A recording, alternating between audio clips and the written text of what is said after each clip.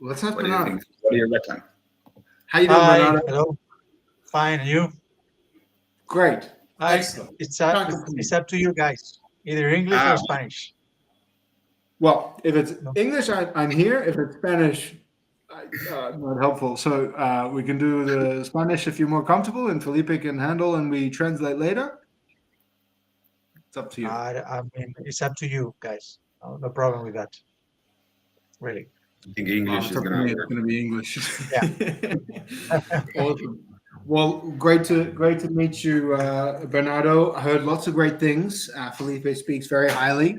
Winning by Design, fantastic name, and love what you guys are about. For those that have never met you before, maybe if you could give a brief introduction and highlight, why is it that you do what you do? Okay. Yeah. Well, I've been working on the making internet businesses from 2006. So I've been an entrepreneur myself. I help entrepreneurs, investors, many different projects. Let's say the last 8 years, I have been working helping B2B companies on the sales area, making the strategy, making the campaigns, training people, and getting the results for the company. So that's basically what I do. I Mhm. joined Winning by Design Spain like 2 years ago. I think that's because it has a very scientific approach to business, to sales. And I also had the experience of working with many companies. So I think that combination of scientific methodology plus my experience makes a good fit for the market. Okay.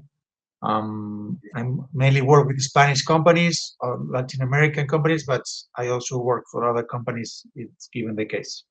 So I don't know if that's enough, or you need a little bit more about myself. No, that's perfect. So you mainly work with Spanish companies, but you also work with international brands Yeah, before. with all time company. Yes, yeah, yeah. I mean, my Well, main, great. my ikigai, this Japanese term is Yeah, helping startups. So it's finding their it's reason, finding their purpose, finding their yeah, drive. yeah. Cool. All right. So in the last, say, 3 to 6 months, 2024, what have you noticed is the key thing, the key problem, the key issue that most people you're speaking with are facing, and how can we address fixing that?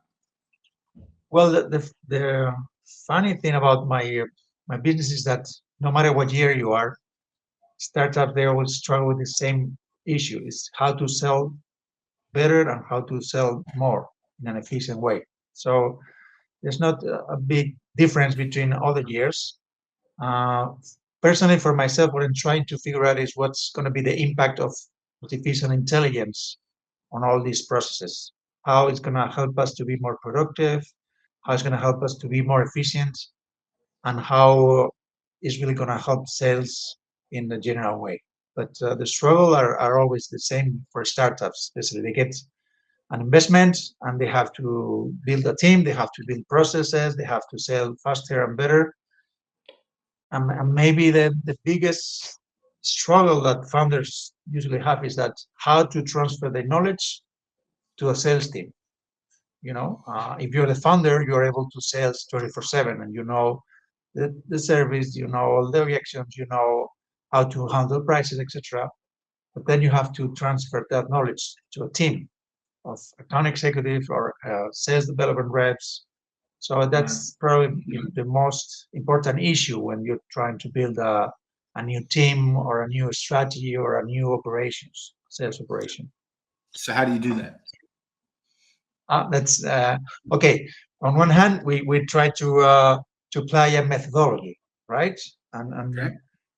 explaining the founders that the methodology is going to let them be scalable over time. So trying to figure out what's the best go-to market for them. One of the interesting things is sometimes the founders don't know where to go, where is the target account. Hmm. They think the target account is one type of company. When you help them to analyze, it's a different one. So once you know the go-to-market, then you have to set the strategy for the team, one person, two-person, account executives, SDRs, account-based marketing, targeting account, etc. And from there, you just try to establish the basics of commercial campaigns, and then what kind of training they need, and how to make a objective for 3 6 months to start up with the sales and get the define the KPIs, and then you start building the campaigns and running with the team while you do the training. So what we're trying to do is in parallel, not to wait for the full training to start selling, but do it on the same pace. That's one of the issues and one of the tricks, so to speak. And so, if there was something that someone could apply today to get value tomorrow, what do you think would be the most important thing? The most important thing for me would be to, as I explained to Felipe, talking about this presentation is talking about make a briefing of your campaign. Briefing what are the goals, the objectives you want to achieve. Give you 3 to 6 months to achieve that. Plan the number of accounts you're going to target, and make the team conscious of the targets and the ups and downs they're going to be, and then start the process and where start building all this process and let it run with daily check, with weekly check, but keep. It's also sometimes you have to let them know that you have to keep faith on the process, because we are used to, or we're trying to have always fast results. Maybe sometimes the results are not important. It's much better to have a process, because results will come later. So it's a combination of working in a process plus working on the right mentality for the founders and the team. Have a beautiful campaign and see it through to the end, and make sure you actually get there. Yes. Exactly. Yeah. So what would be some of your favorite campaigns that you've seen coming out in 2024? What is a beautiful, delicious, juicy looking mango of a campaign? Well, we had a customer that's international now. They started from Chile. They came to Spain 2 years ago. We helped them to grow to 10 million ARR, and now we're helping them to grow to 20 million ARR. So it's really beautiful once to see that what we was taught 2 years ago, they are still applying it and they let it grow. So the things we did, the things we helped them, it's improved, right? And now it's following the next step, trying new people to the team, give them the training, and the ones that are already there, help them to achieve this new ARR. So that's it's very exciting. It's very it's also very stressful.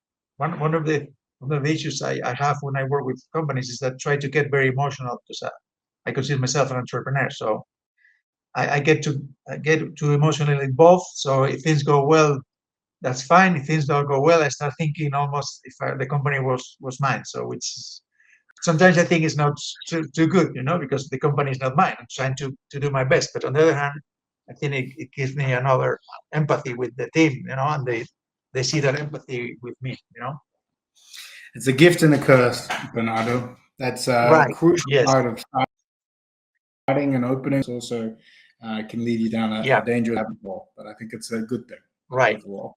Yeah.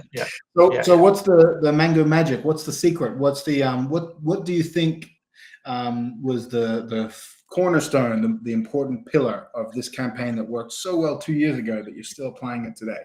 What was the secret sauce, you think? I think the secret sauce is the founder's mentality. That they're willing to listen, they're willing to ask for help, and they're willing to let others help them where they are not able to reach. That's for me the secret sauce, because I work with many entrepreneurs, and sometimes some entrepreneurs, they think they can do everything by themselves, and then when they ask for help, maybe it's too late.